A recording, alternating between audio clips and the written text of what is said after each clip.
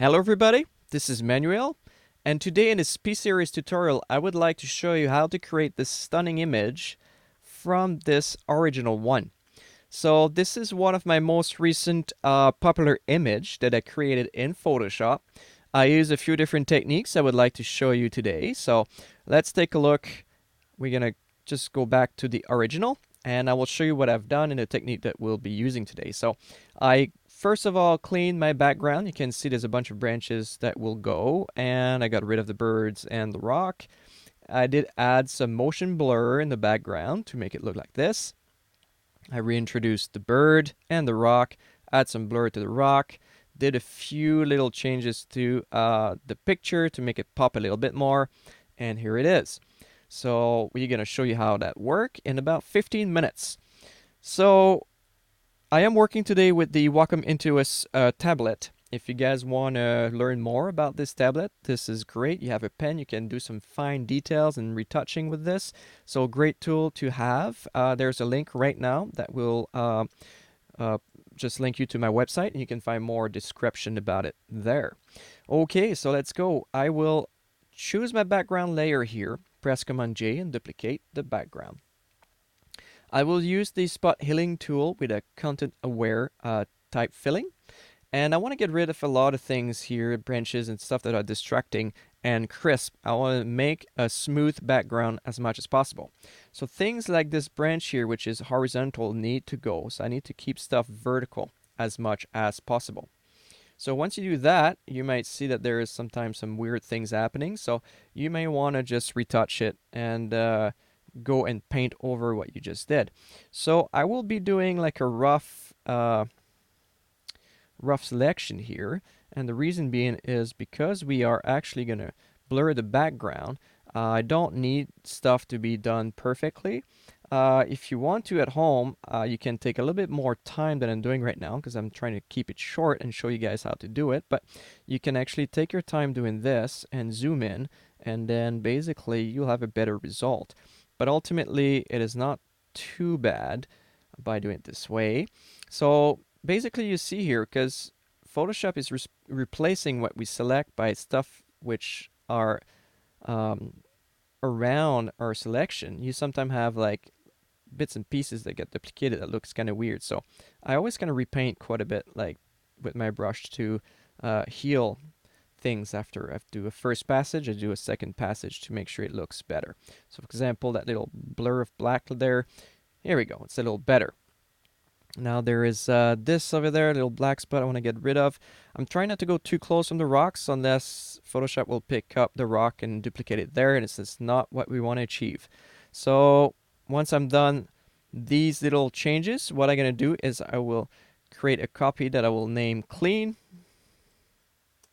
and we're going to keep that as our clean background. Now I will duplicate this copy, and I will name this background BCK. And then what we're going to do here is we're going to get rid of the bird. So I'm going to keep this clean copy for later, but let's do the same idea here. We're going to use the spot healing tool to get rid of the birds. So again, as long as Photoshop do a somewhat decent job at keeping the content in a vertical fashion of what you're going to replace it with, this is all we need to do. So I could use the clone stamping tool, to do this, but it is very time consuming in some cases, and we don't really need to be that precise, again, because we will be blurring the background. So just keep in mind that there is time where you want to use the clone stamping tool to do a better job to replace the content with actually stuff that you want to replace it with, and Photoshop in some instance won't be doing such a fantastic job at replacing it if I use the spot healing tool. But in this case, because it's all kind of blurred already in the background, and it looks somewhat similar pattern. If you look there, like those branches look almost like these ones, look almost like these ones. So it's kind of an easy job for Photoshop to replace things. So it'll take a little bit here because I'm replacing like somewhat 15% of my image with stuff taken from a side. So Photoshop is rendering that right now. But just keep in mind that we may find a few things duplicated. So once that's done, we'll be looking at doing a few more passages. So see, for example, these little black dots over there need to go. There's that, that's actually not too bad at all. This little black spot, not too fond of. I'm just going to paint that and see what happened. This little white one in the corner, we're going to get rid of this as well. And it's very rough, but again, we're going to use a lot of blur, a lot of motion blur, so we don't have to worry too much about it. Again, the better job you do, the best it is, but I'm trying to be quick here, so take more time at home and you will have better results. Okay, so here it is. We have a clean slate to work with to make a nice background. So we will choose the background layer. We will go to layer and smart object and convert to smart object. So the main idea there is a smart object. Once we apply a filter to it, we can actually do changes back and forth quite easily. So you'll see in a moment, I'll show you what I mean by that. But we'll let Photoshop render its things, and then I will come back in a second. Okay, we're back. So you can take a look here in the bottom right of this layer. There's this little icon, the thumbnail, saying that's a smart object. So let's just choose this background layer. We're going to go to filter and blur, and then we're going to go to motion blur. Now by default I have it at 90-degree angle because this is what I chose to do my last picture, but you can always change the angle. You'll see that you can do something very different, very nice. So we're going to keep it 90 degrees because this is where I want it to be. And then as you see, if I go to lower pixels here, you have less of a change. If I go a little higher in pixel, then you get more of a change. So let's say we like that 844 pixels. We press OK. And then here it is. We have a nice blur background. You can see the changes at the bottom. If we feel like, oh, no, it's not what we want, because we have a smart object, we can double click on the actual icon there and then change the pixel to 900. Press OK, and we can apply changes that very easily. Okay, so that's our background. Now I kept the clean layer with the bird because I want to duplicate this one. And I'm going to use this clean layer to isolate the bird. So let's just rename that bird. So I'm going to go and choose the quick selection tool. So press W if you want. And I'm going to zoom in just a notch. And then I will do a quick selection of the bird and then the rock and everything else around. So by painting inside like this, I am creating this selection. Photoshop is just rendering the selection. So if I just make this a little bigger, you'll see there's a plus in that selection brush that I'm using. If I press Option, it will show a minus. So you can remove certain things that you don't want to in your selection. So you can remove, let's say, that green between the legs. If it doesn't work too good, just zoom in. Just make that a little smaller, and then it will work better. So basically Photoshop is fairly smart at choosing what's different color and pixels and whatnot, and then you can just add stuff. It's a very rough selection. There's different ways you could use different tools to do this, but as you can see, it worked pretty good. So there's a few ways to go about this. Once your selection is done, you can right click in the selection, go to refine edge, and then from there will be a screen that will appear, and then you can do some refining the edge of your selection and so forth. But because my background is blurred already and I'm using another background which is blurred, I will simply just do a layer mask on top of this. So then what I'm going to do here is I'm going to zoom in, and then I use the brush, and then I will basically make sure I have a very soft brush, and I'll make sure I'm at 100% opacity, and I will come here in this paint. Whoops, sorry, that shouldn't be showing. And then I will make sure that I'm just painting inside the bird here, just to reveal the things which are just on the edge. So just change the size of your brush while you do this, and then you'll see you'll be able to get a lot of details back. That your selection wasn't that fine, then you can just refine it this way. And again, because we are using a a blur background on a blur background, this technique worked just fine. Now, if you were to use a, if you were to use like a crisp background, you may want to use different technique. But because it's blur on blur, it is actually very good. One problem we're going to run into here, because we blurred a background a whole lot, is the actual noise in the original picture will be showing.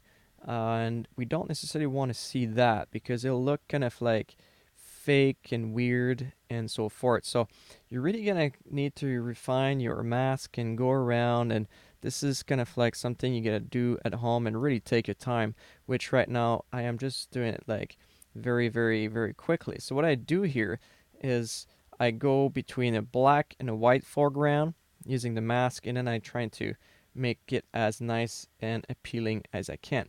So we're gonna zoom out and see it looks pretty good. So that's the before and after, right? I still find that the rock doesn't blend so good in there, so I need to blur it a little bit.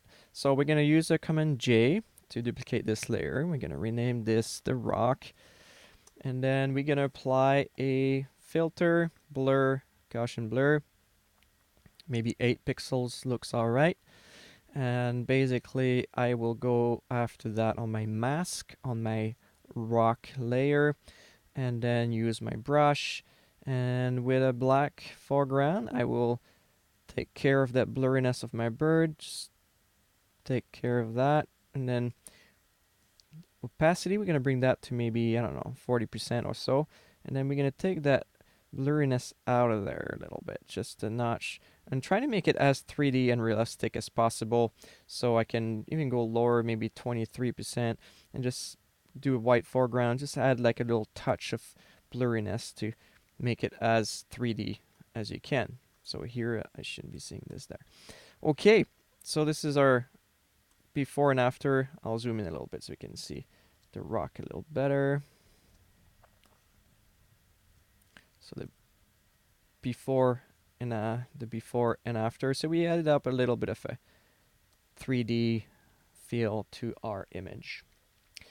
So this is what we get so far. So what we're gonna do now, it's we're gonna add a little bit more pop to a photo. What I like to do is I press Command, Option, Shift, and E to create a master copy of everything that I've done. I go to my channel.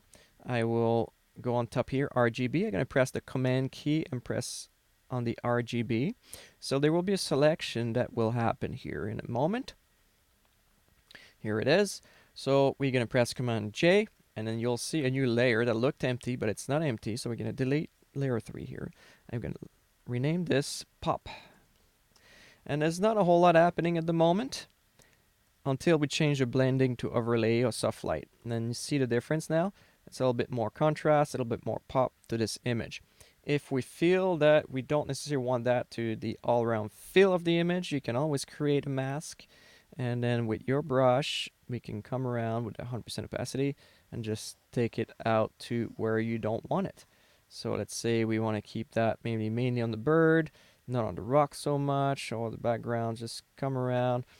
Again, I'm making a very, very quick selection here, but you can be a little bit more defined at home. Here it is. So now we have the bird that pop a little bit more. Again, I'm going to zoom in, and here it is. So now it's very soft around here, so we're going to get rid of this. All right. Now we're going to create a vignette to finish this. So the optical marquee tool, polygon lasso, I'm sorry. Not polygon lasso. I was right. It was the optical marquee tool. So we're going to create that kind of oval shape somewhat on top of the bird. You can always move it afterwards like this by dragging, drop it. We're going to right click in the middle. We will feather once at 200 pixels. And let's make it super soft. Let's just feather it again, 200 pixels, so we can repeat it that process there. We're going to go with level. And I will Command J to duplicate this one. And you can press Command I to invert, but because I am using this I key with my recording, I can't really use that. So we're going to go and press on the mask. Right down the bottom here, you can press invert. I'm going to go back to your level properties. So if you move the middle slider there, you'll see you can darken your image quite a bit. Or you can do the same thing with the right slider, but I like to use this one in the middle myself. So I'm gonna go dark to a level that I feel like it's a good level. So maybe like just like this. So if I want to, I can go and do the before and after. I kind of like how it's nice in the corner. Now if I zoom in, you may or may not see, but there's lines in there. So a way to get rid of this is you go to filter. Sorry, I'm just going to choose this again. You go to filter, noise, add noise, and look at the amount that you need there. Sometimes 10%, sometimes a little higher. See, right now I'm at 14%. I can't see the lines anymore, so let's try 12, not to add too much noise to this. 12 is just perfect. Let's press OK. And then it's our before and after.